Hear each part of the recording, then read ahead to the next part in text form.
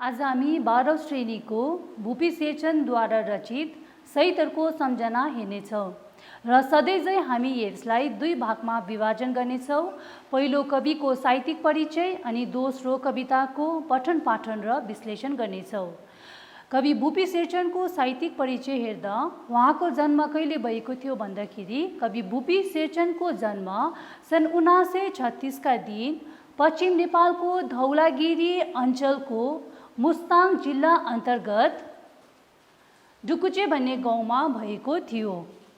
उनको पिता शुभ हितमान शेरचन र माता पदम कुमारी शेरचनका कान्छा छोराको रूपमा जन्मेका थिए। उनको खास नाम भूपेन्द्र मान शेरचन हो। भुपी शेरचनको लेखन शिक्षाबारे हेर्दाखेरि उनले बिएसम्म शिक्षा आर्जन गरेका थिए। उनका लेखन विशेषताहरू हेर्दाखेरि कवि भुपी शेरचन कस्ता खालके कवि थिए भन्दा उनी रोमान्टिक, क्रान्तिकारी, मानवतावादी र संवेदनका कवि हुन्। अनि नेपाली कविता साहित्यमा कवि भुपी शेरचन एक निर्भीक र इमान्दार कविका रूपमा पनि चिनिन्छन्। आफूले देखेका, भोगेका र अनुभव गरेका कुराहरूलाई सत्यतासित आँटिलो बनेर कवितामा प्रस्तुत गर्नु उनको काव्य लेखनको विशेषता हो। सामाजिक व्यवस्थामा रहेका दमन, शोषण, अन्याय, अत्याचार आदिलाई खुला रूपमा विरोध गर्ने विद्रोह कविको रूपमा पनि चिनिन्छ। कवि भुपी शेरचन एउटा नेपाली कविताको साहित्यमा उनी एउटा विद्रोहको भाव देखे तापनि उनी मूलतः मानवताको सन्देश रहेको पनि पाइन्छ। उनको कविता यात्रा हेर्दाखेरि उनले सन् 1953 देखि कविता यात्रामा लागेका उनको पहिलो प्रकाशित कविता नयाँ झ्याउरे सन् 1956 मा बनारसबाट छापिएको थियो। उनको पुरस्कार हेर्दाखेरि कवि भुपी शेरचनले उनको कविता सङ्ग्रह घुम्ने मेचमाथि अन्धो मान्छेको निम्ति उनलाई साझा पुरस्कारद्वारा सम्मानित गरिएको थियो। अनि यो कविता सङ्ग्रह घुम्ने मेचमाथि अन्धो मान्छेमा कविले भुपी शेरचन भनेर आफूलाई चिनाएका छन्। अनि चिनाएपछि आज उनको सम्पूर्ण परिचय नै कवि भुपी शेरचन भएर रहेको छ।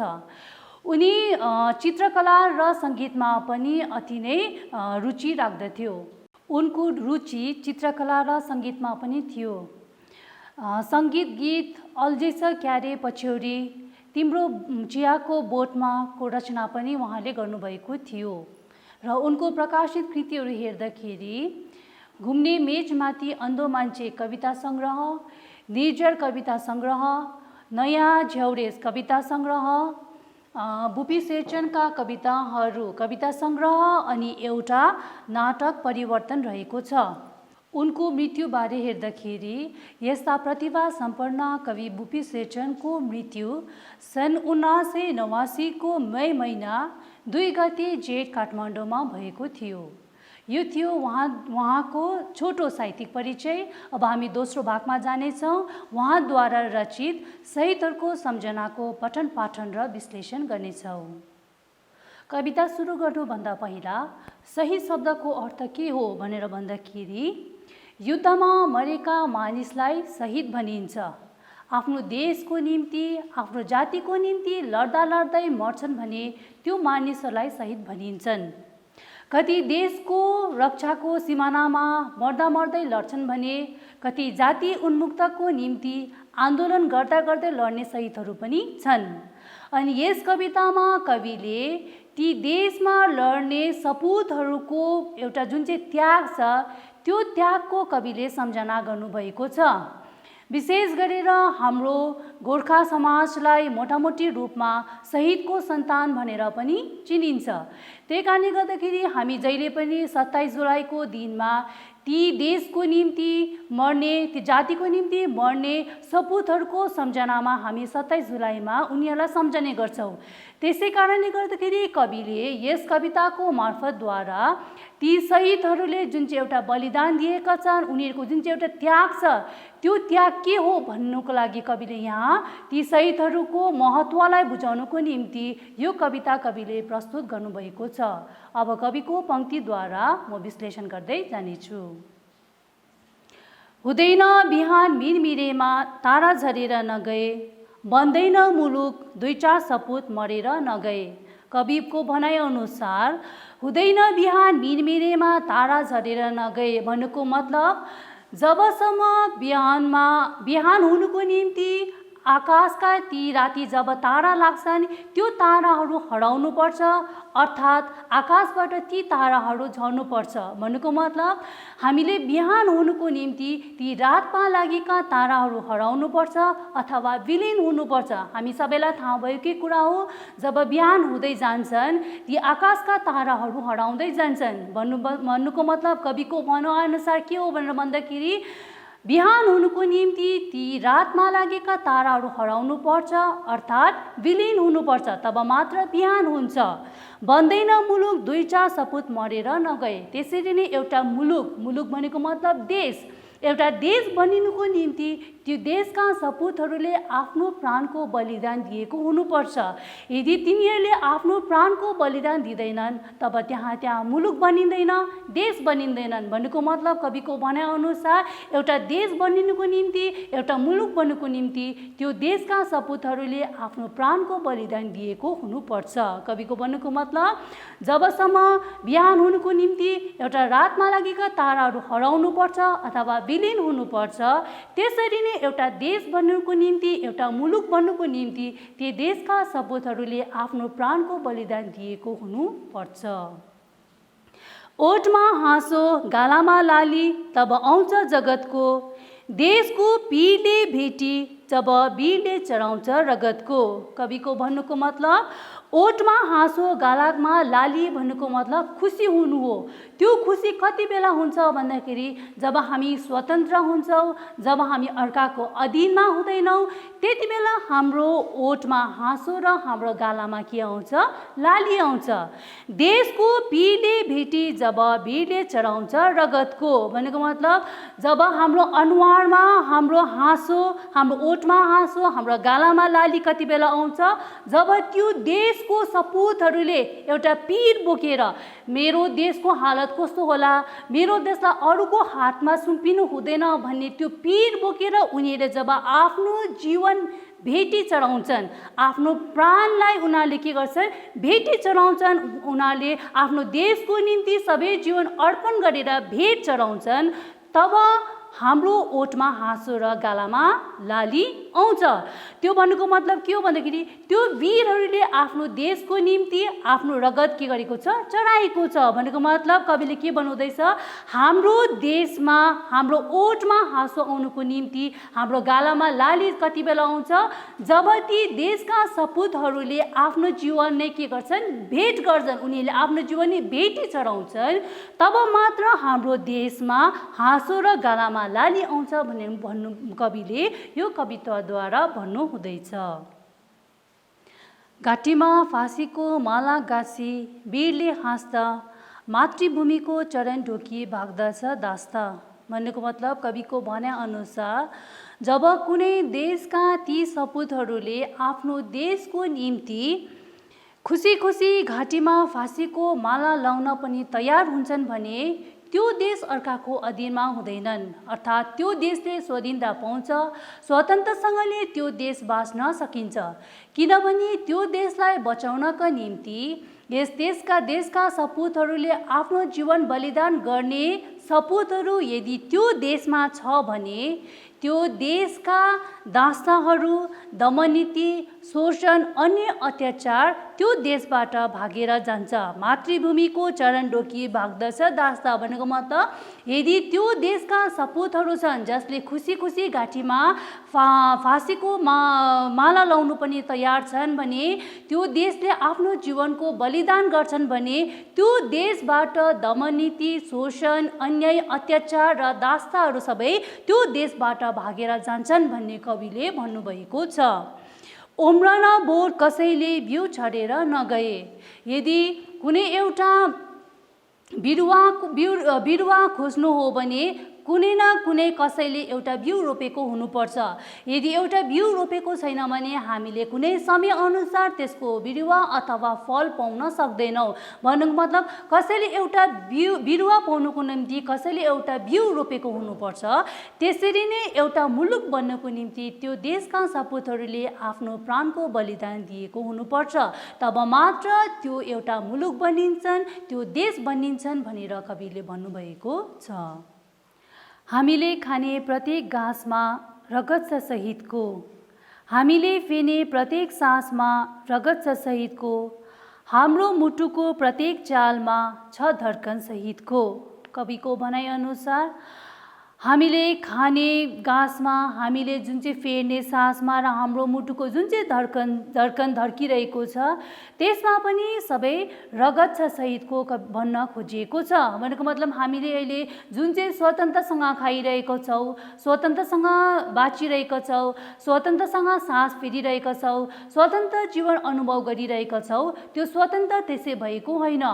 हाम्रो देशको परिप्रेक्ष्यमा हेर्नु हो भने जब भारत स्वतन्त्र हुनुभन्दा अगाडि जब हामी देशवासीहरू अङ्ग्रेजको शासनमा थियो त्यति बेला पनि अङ्ग्रेजहरूको हामीले शोषण अन्य अत्याचारहरू सधैँ आएका थियो।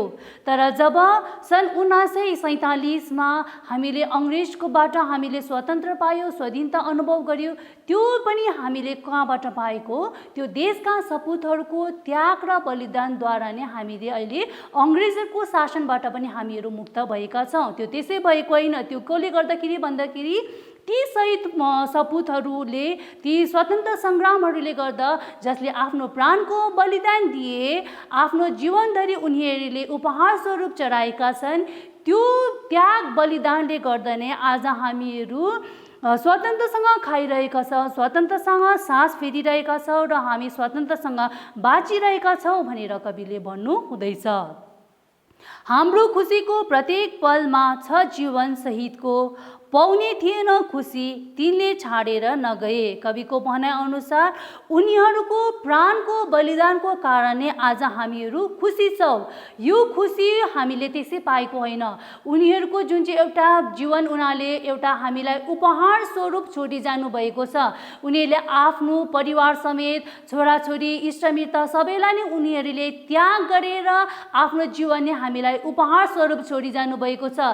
हाम्रो देशवासीहरू खुसी होस्, हामीहरूले त हाम्रो जीवन त्याग गर्यो तर हाम्रो देशवासीहरू खुसी होस्, उनीहरू आनन्दसँगले बाँचोस्, आनन्दसँगले सास फेरोस्, स्वतन्त्रसँग अनुभव गरोस्, स्वतन्त्रसँगले उनीहरूले जीवन बिताउन सकोस् भनेर उनीहरूले आफ्नो जीवनभरि हामीलाई उपहार स्वरूप छोडी जानुभएको छ।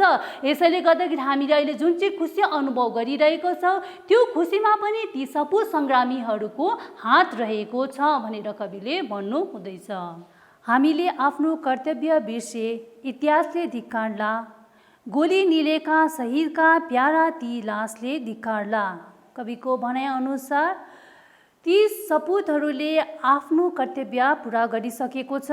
अब हाम्रो कर्तव्य रहेको छ हाम्रो देशलाई उन्नतिको मार्गमा पुर्याउने। ती सपुतहरूले आफ्नो जीवन दिइसकेका छन्, आफ्नो प्राणको बलिदान पनि दिइसकेका छन्, उनीहरूले सबै त्याग गरिसकेका छन्। उनीहरूले आफ्नो परिवार इष्टमित्र छोराछोरी सबैलाई उनीहरूले आफ्नो जीवनधरिलाई नै उनीहरूले त्याग गरिसकेका छन्। तर अब हाम्रो कर्तव्य रहेको छ हाम्रो देशलाई इमान्दारीसँग उन्नतिको बाटोमा पुर्याउने। यदि हामीले हाम्रो यो देशलाई, यो स्वतन्त्रको देशलाई, ती देशवासीहरूले यो ती सपुतहरूले यो देशवासीहरू स्वतन्त्रसँग बाँचोस्, स्वतन्त्रसँगले सास फेर्न पाओस् भनेर उनीहरूले आफ्नो जीवन पनि बलिदान दिइसकेका छन्। र यो स्वतन्त्र जस्तो देशमा स्वतन्त्रले जहाँ अङ्ग्रेजको शासनबाट मुक्त भएको जुन चाहिँ यो स्वतन्त्रको देश छ, यो स्वतन्त्रको देशलाई हामीले केही गर्नु सकेन भने ती देशका प्यारा लासले हामीलाई के गर्नेछन्? धिक्कार्नेछन्। इतिहासले हामीलाई धिक्कार्नेछन्। अनि गोली निलेका ती देशको निम्ति गोली खाएका ती शहीदका प्यारा लासले पनि हामीलाई धिक्कार्नेछन् भनेर कविले भन्नुभएको छ। धरतीले मुख लासले छोप्ला, आकाशले धिक्कार्ला, शहीद रोलान् हामीले उन्नति गरेर नगए। घटनाक्रमको साक्षी त्यति बेला पनि जब ती सपुतहरूले आफ्नो प्राणको बलिदान दिएका थिए, त्यति बेला घटनाक्रमको साक्षी पनि ती आकाश र ताराहरू, ती धरती र आकाश थिए। अनि कविले भन्नुहुँदैछ त्यति बेला पनि त्यो लडाइँ हुँदाखेरि त्यो युद्धको मैदानमा साक्षीको निम्ति धरती र आकाश थियो भने अहिले पनि हामी यो धरतीमा बसेर हामीले के गर्नु सकेन भने हामीलाई धरतीले के गर्नेछन्, धिक्कार्नेछन्, आकाशले हामीलाई धिक्कार्नेछन्। त्यति बेला लडाइँ हुँदाखेरि पनि जो सपुतहरूले आफ्नो प्राणको बलिदान दिएका थिए, त्यति बेला पनि एउटा साक्षीको रूपमा त्यो घटनाक्रममा जुन चाहिँ एउटा लडाइँ भइरहेको थियो, युद्ध चलिरहेको थियो, त्यो घटनाक्रम हुँदाखेरि पनि एउटा साक्षीको रूपमा धरती र आकाश थियो भने अहिले पनि त्यो धरती र आकाशले हामीलाई हेरिरहेको छ। र यदि हामीले त्यो देशको निम्ति, त्यो देश, हाम्रो देशको उन्नतिको निम्ति हामीले अघि बढेन भने, हामीले इमानदारसँग हामीले देशको उन्नतिलाई हामीले अघि बढाउन सकेन भने त्यो धरती र आकाशले हामीलाई धिक्कार्नेछन् भनेर कविले भन्नुहुँदैछ। हुँदैन बिहान मिरमिरेमा तारा झरेर नगए, बन्दैन मुलुक दुई चार सपुत मरेर नगए। कविको भनाइअनुसार जब रातमा लागेका ताराहरू जबसम्म हराउँदैन अथवा विलीन हुँदैनन् तबसम्म बिहान हुँदैनन्। त्यसरी नै एउटा मुलुक बन्नको निम्ति, एउटा देश बन्नको निम्ति ती देशका सपुतहरूले आफ्नो प्राणको बलिदान दिएको हुनुपर्छ भनेर कविले यो शहीदहरूको सम्झनामा प्रस्तुत गर्नुभएको छ। अब हामी यो कविताको मूल भाव हेर्नेछौँ। यहाँ कविले के भन्नुभएको छ भनेर भन्दाखेरि हाम्रो देश एउटा मुलुक त्यो त्यसै बन्दैन अथवा बाँच्दैन। त्यसलाई बनाउनुको निम्ति अथवा देश बाँच्नुको निम्ति त्यो देशका छोराहरूले आफ्नो प्राणको बलिदान दिएको हुनुपर्छ। मातृभूमिको रक्षाको निम्ति ती वीरहरूले आफ्नो प्राणको कुर्बानी दिएको हुनुपर्छ, तब मात्र त्यो देश बनिन्छ अथवा मुलुक बनिन्छ भनेर कविले यो कविताको मार्फतद्वारा बताउन चाहनुहुँदैछ। कविले भन्नुहुँदैछ यस कविताद्वारा कविले ती शहीदहरूको, ती जो शहीदहरूले आफ्नो जीवन बलिदान दिएर आफ्नो देश रक्षाको निम्ति आफ्नो बलिदान एउटा उपहार स्वरूप चढाएर जानुभएको छ, ती शहीदहरूलाई सम्झनाको निम्ति कविले यो कविताद्वारा ती शहीदहरूको महत्त्व, त्याग के हो भन्ने कुरालाई बुझाउन चाहनुहुँदैछ। अनि यो कविताद्वारा कविले ती सपुतहरूले आफ्नो प्राणको बलिदान दिइसके, उनीहरूले आफ्नो कर्तव्य दिइसके, तर अब हाम्रो देशवासीहरू जुन हामी स्वतन्त्र देशमा बसिरहेका छौँ त्यो देशवासीहरूको कर्तव्य रहेको छ कि देशलाई अब उन्नतिको बाटोमा पुर्याउने, इमानदारीपूर्वक देशलाई हामीले एउटा राम्रो बाटोमा लाने, उन्नतिको मार्गमा पुर्याउनु पर्छ भनेर कविले के गर्नुभएको छ, यो कविताको मार्फतद्वारा यो देशवासीहरूलाई आह्वान गर्नुभएको छ। यो थियो कवि बुपी शेरचनद्वारा रचित शहीदहरूको सम्झना कविता।